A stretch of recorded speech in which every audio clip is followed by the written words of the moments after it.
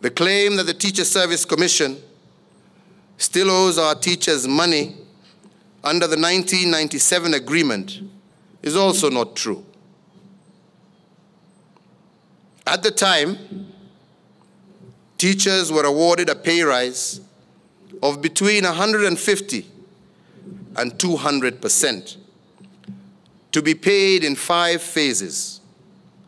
The award has been settled in full.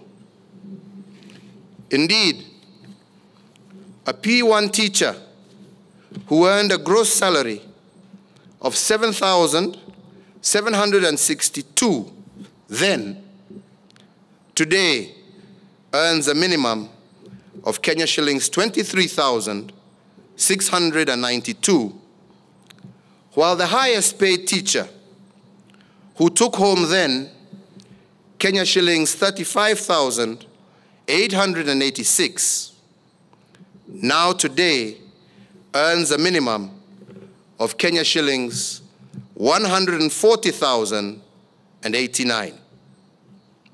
In any case, fellow Kenyans, 55%, approximately 168,000 of all teachers employed by the Teacher Service Commission are in job group J to N, earning between 35,000 and 75,000 shillings a month.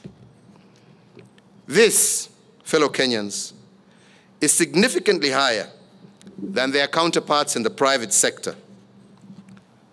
Ironically, private schools often perform better than their public counterparts. The claim also that Kenyan teachers are paid less than their colleagues in the region is also not true. The lowest paid teacher in Kenya earns 7 times as much as his counterpart in Burundi.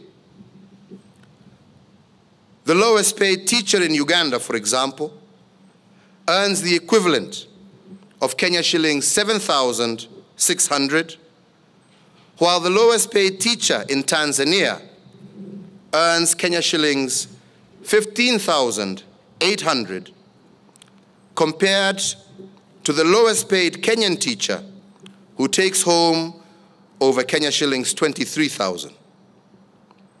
Indeed, Kenya's teachers are the 3rd highest paid on the continent, after Morocco and South Africa, both of whose economies are much larger than Kenya's. Fellow Kenyans, many of you will remember that the current dispute began when the industrial court awarded teachers a 50 to 60% pay rise.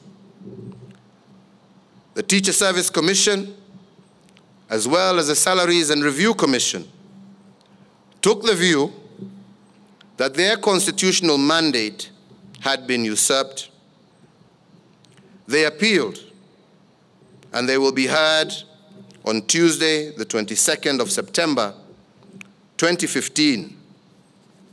There has been no final determination of this award. Contrary to the assertions in the public domain, the Supreme Court did not make any determination regarding the award. It decided only that it lacked the jurisdiction to hear an application challenging the exercise of discretion by the Court of Appeal. Another reason for the appeal was the advice of the Treasury that paying the award in the amount requested would seriously distort our public finances and grievously hurt our economy.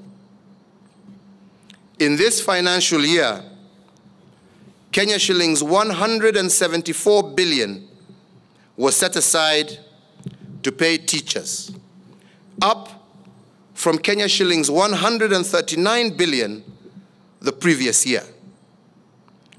If the award were paid, we would have had to find an additional Kenya shillings 118 billion to meet the salary and pension obligations of the award. The fact of the matter is that to pay this award, we would have had to raise VAT from the current 16% to 22%, or alternatively, borrow money or suspend critical development programs and essential services in health, education, and in security. Raising taxes, borrowing more money, or cutting back on development programs will raise the cost of living, slow down our economy, and increase unemployment and poverty. None of these options is tenable. Our country must live within its means. Fellow Kenyans, as Minister of Finance, I personally engaged the teachers' unions in matters regarding the pay and welfare of all teachers. That was then under the old constitution.